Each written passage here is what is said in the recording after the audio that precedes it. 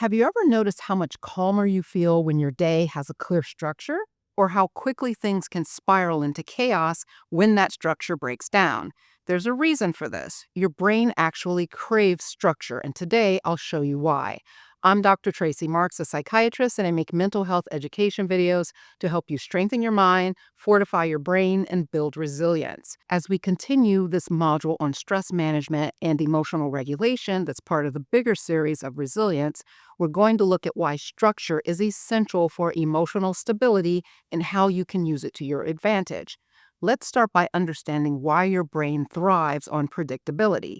Our brains are constantly scanning the environment for patterns so that we can anticipate what's coming next. And this isn't just a preference, it's a survival mechanism. The more predictable something is, the less mental energy your brain has to spend on figuring it out. Research shows that structured environments help regulate your stress response system. When your brain knows what to expect, it doesn't need to stay on high alert.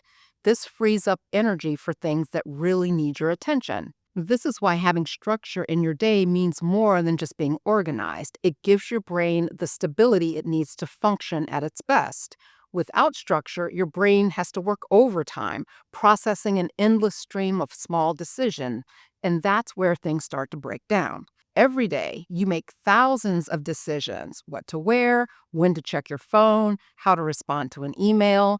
Each of these choices requires mental energy, and over time, that energy gets depleted.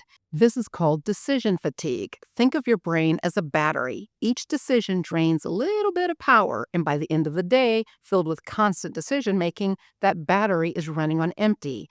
And when you're mentally drained, your ability to regulate emotions takes a hit. That's when you're more likely to snap at someone, put off important tasks, or get stuck in the loop of feeling overwhelmed. It's also why successful people simplify their choices whenever they can. You've probably heard of Steve Jobs, Mark Zuckerberg, and Barack Obama wearing the same outfits every day. They weren't doing it because they lacked fashion sense. They were eliminating unnecessary decisions so they could focus their mental energy on bigger things. Now, I'm not saying you need to wear a uniform every day, although that does sound appealing to me. But you can take a similar approach in your own life by reducing decision overload. One way to do this is by creating defaults for common choices. Maybe you always eat the same breakfast or follow a set morning routine. Another way is batching similar tasks together. So instead of constantly switching gears, you handle all your emails at once or knock out errands in one single trip. Another powerful tool is time blocking. With time blocking, you're structuring your time in a way that works with your brain's natural rhythms. Research shows that your brain performs best when it can focus on similar tasks for defined periods rather than constantly switching between different types of activities. The key to time blocking is to align your tasks with your mental energy. If you're most alert in the morning, use that time for focused work. Save lower effort tasks like answering emails for when your energy dips. You also want to group similar tasks together so your brain doesn't have to keep switching gears. For example, schedule all your meetings back to back instead of scattering them throughout the day. And don't forget to build in buffer time. Your brain needs short breaks to transition between tasks smoothly. Now, a lot of people resist structure because they think it will feel too restrictive. But the goal isn't to create a rigid schedule where every minute is accounted for. Instead, create a framework that allows for flexibility. If something unexpected comes up, you can adapt without feeling like your whole day is thrown off course. One way to build in flexibility is by establishing anchor points, routines that happen roughly at the same time every day, even if the details in between shift.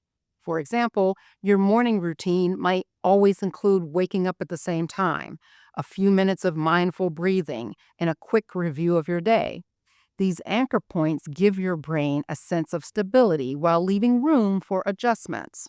Another way to create structure without rigidity is using if-then planning. This helps you respond to disruptions without feeling like everything is derailed. For example, if my morning meeting runs late, then I'll use my lunch break for focused work. If I start feeling overwhelmed, I'll take a 5-minute walk to reset. And for those tiny nagging tasks that pile up, Try the 2-minute rule. If something takes less than 2 minutes, do it immediately. This helps clear out small tasks before they become a mental burden. I think people underestimate the stress of carrying around a bunch of little things to do. It seems harmless. Someone asks you, hey, can you resend me that information about your travel plans? You think, sure, it'll only take a couple of minutes. But then you have to go and search through your phone or your inbox to find the message. And if you're like me and you have too many email accounts, you need to remember a word from the email or something that you read from it in the message to be able to search for the message. Then, as you're scrolling, you see another email that you forgot to respond to. Now, you either deal with that message immediately or you add it to your mental to-do list. And before you know it, you've accumulated 10 things that should only take just a couple of minutes. But now they're all competing for your attention. And that's the problem. It's not just about the time it takes to complete a task. It's about the cognitive load of remembering unfinished tasks. Your brain has to track them, hold them in working memory, and then remind you to get back to them. And that's exhausting. And if you have ADHD, depression, or anything else that compromises your working memory, all those little things to do can just crush you, and then you end up doing none of them. So that's why the 2-minute rule is so powerful. It clears out the small stuff before it starts taking up space in your mind. But what happens when your structure completely falls apart? Maybe you had your whole day planned, but an urgent issue came up, or you just weren't feeling it. This is where flexible routines come in. The goal isn't to follow your schedule perfectly. It's to create a system that can bend without breaking. If you notice that you get anxious when things don't go according to your plan, or that one disruption throws off your whole day, your structure might be too rigid. The solution is to build flexibility into your routines. Instead of scheduling every detail, focus on your key priorities for the day and then let the rest adjust as needed. When you create a structured framework that balances predictability with flexibility, you free up mental energy, reduce stress, and give yourself a greater sense of control. The beauty of structure is that it creates a foundation for resilience.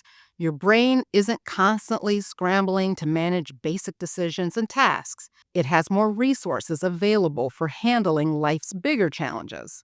Thanks for watching today. In our next video, we'll look at how to take control of your emotional responses, building on these principles of structure and routine. If you found this helpful, let me know in the comments what's one structured habit that helps you stay grounded.